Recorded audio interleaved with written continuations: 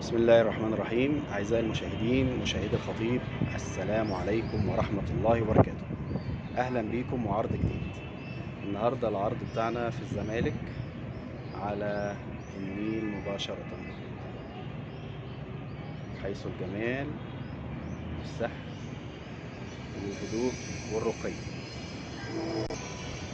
الشقة اللي معانا النهاردة مساحتها 250 متر، قابلة للزيادة، مسجلة شهر عقاري، دور حلو في الوسط، مش عالي مش قليل. الشقة بحري بالكامل، قلنا مسجلة شهر عقاري، معاها جراج. هاخدكم دلوقتي في جولة داخل الشقة من أول الباب كده، والغرف والريسبشن، حاجة خطوة خطوة، وهنذكر السعر في آخر الفيديو. وإن شاء الله لو ما افتكرناش هنسيبه في صندوق الوصف أسفل الفيديو. بدعوكم كل المتابعين ان حضراتكم تسجلوا اعجاب بالفيديو، تنشروا، تعملوا اشتراك في القناة علشان نستمر ونوصل لاكتر عدد ممكن من المتابعين.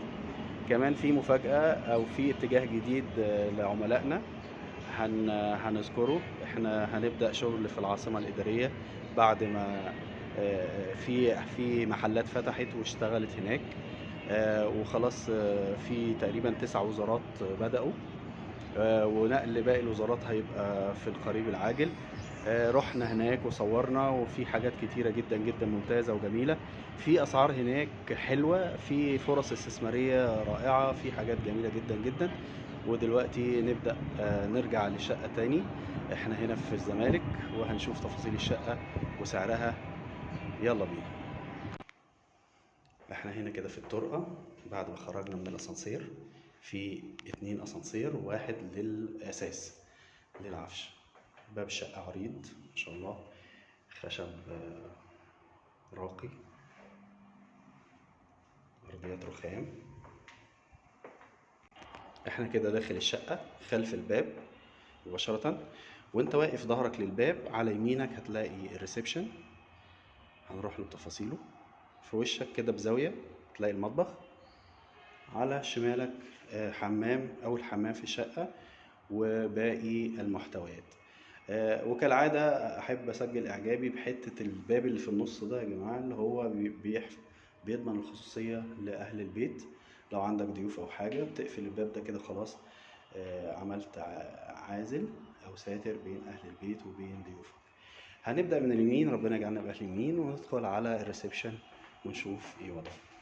قبل ما ندخل في هنا باب إزاز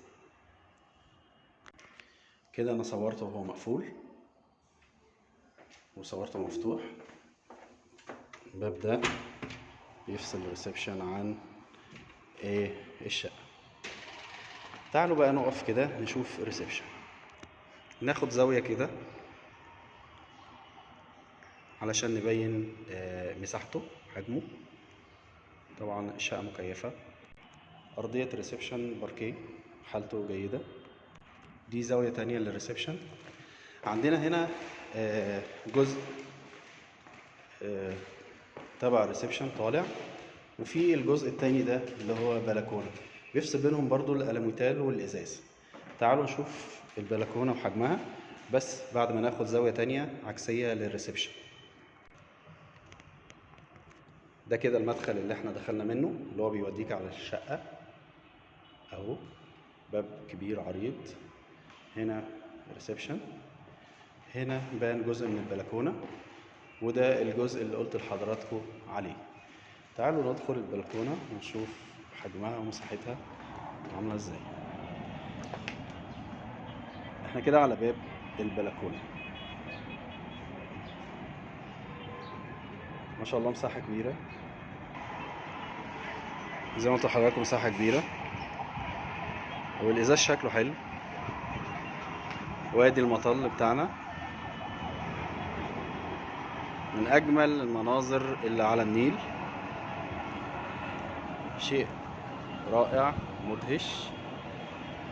هنا كمان الجنب فاضي،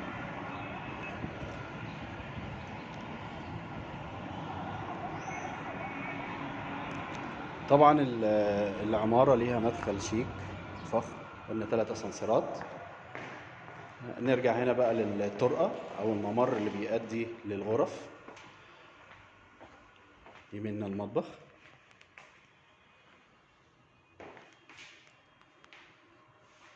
مطبخ لونه ابيض جميل، شكله حلو، فيه شباك، اكيد الشباك ده هيبقى شايف النيل. هنا الركن فيه بوتاجاز وسخان، شقة فيها غاز طبيعي. وده الحوض، فيه شباك هنا جميل للتهوية، ممكن كده يشوف النيل فعلا. حتى المطبخ شايف النيل. وده باقي محتويات المطبخ.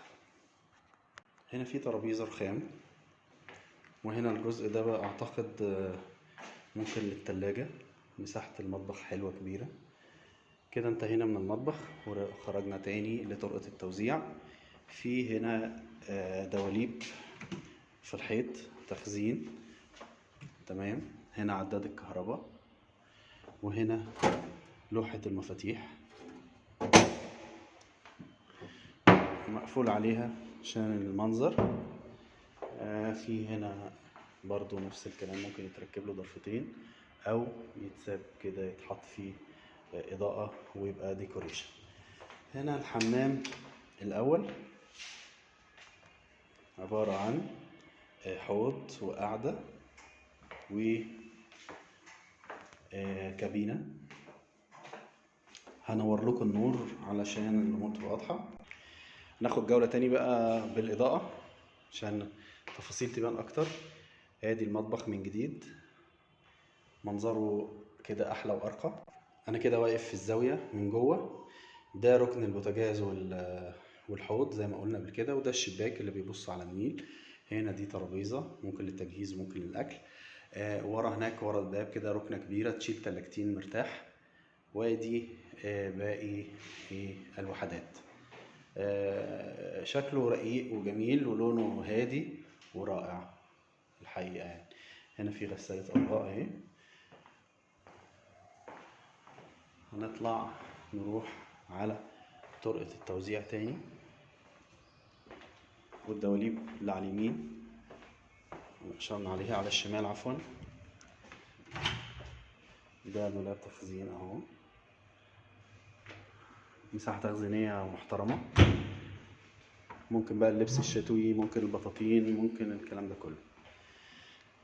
ده الحمام الاول، ارضية رخام جرانيت، قعدة وحوض، كابينة.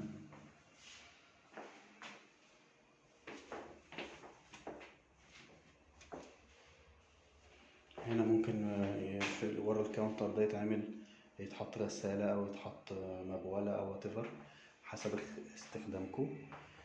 خلصنا الحمام هنطلع. عندنا في طرقة التوزيع هنا الارض رخام.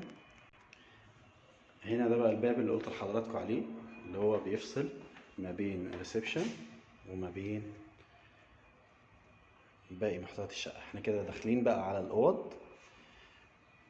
اول اوضة هتيجي على يمنا، دي مساحتها.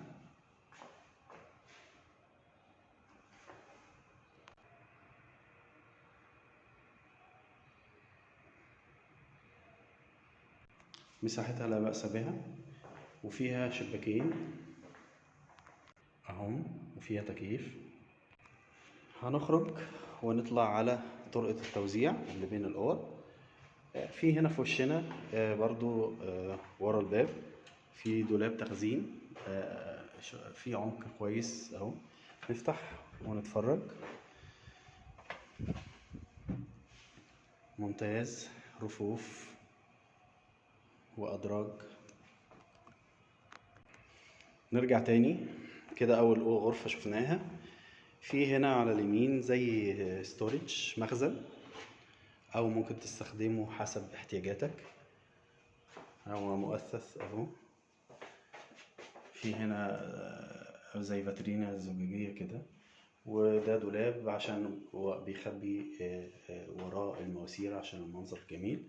هنا الباب ده للخدمات، ده باب الخدمات. هنا بنرمي الزبالة أعزكم الله. وهنا طبعا سلم الطوارئ وأسانسير الخدمات. نرجع تاني للشقة، نقفل الباب ده، نخرج من المخزن على طرقة التوزيع، ونيجي هنا لتاني أوضة على اليمين.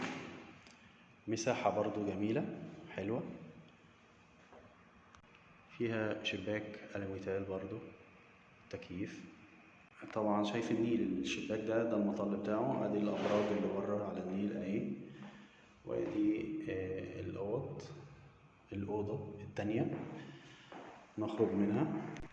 رجعنا تاني لطرقة التوزيع، في حمام في وشنا، دي الكابينة بتاعت الدش، ودي القعدة والحوض.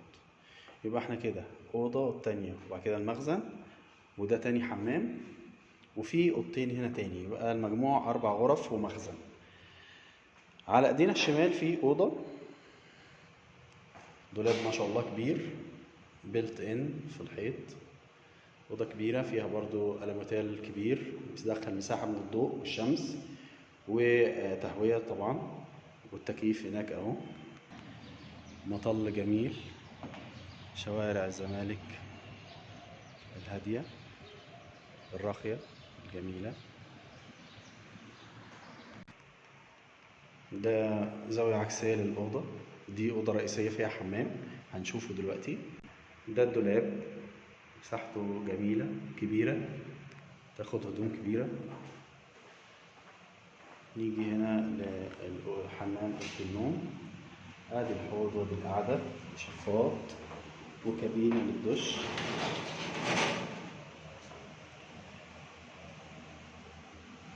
جميل.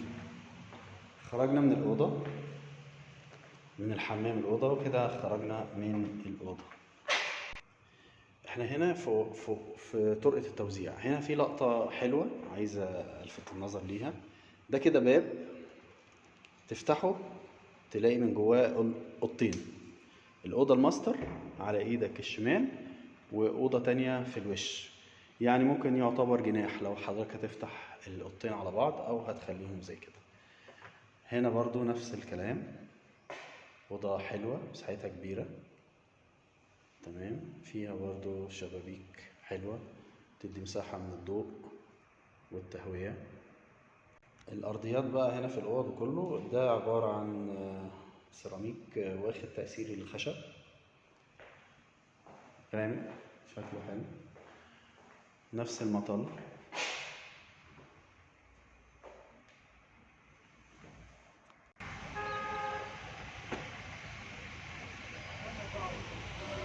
شارع جميل هادي راقي. دي زاوية تانية للأوضة، كده احنا الشباك في ظهرنا، ده جزء اهو ممكن يتعمل المكتب في الأوضة، ودي باقي الأوضة. نخرج كده وندي برضو نظرة سريعة على باقي محتويات الشقة. احنا كده خارجين من الأوضة الرابعة والأخيرة، دي الأوضة التالتة اللي هي الماستر اللي فيها الدولاب، نخرج منها. ده الحمام، مجموع الحمامات في الشقة 3. دي الأوضة التالتة. ده اللي هو المكان المخزن، الباب بتاعه باب جرار، باب تقيل حلو. هنا الأوضة الرابعة. هنطلع تاني على الريسبشن، ده الحمام التالت. بعد كده المطبخ والريسبشن. وبكده أعزائي المشاهدين نكون وصلنا لنهاية الحلقة. نرجو أن يساعدكم هذا العرض على اتخاذ قرار بالشراء، ونوصيكم بدعم القناة. من فضلك اشترك وفعل الجرس، سجل إعجابك بالفيديو، اترك لنا تعليقا، وشارك فيديوهات القناة مع أصدقائك. دمتم في رعاية الله وأمنه، والسلام عليكم ورحمة الله وبركاته.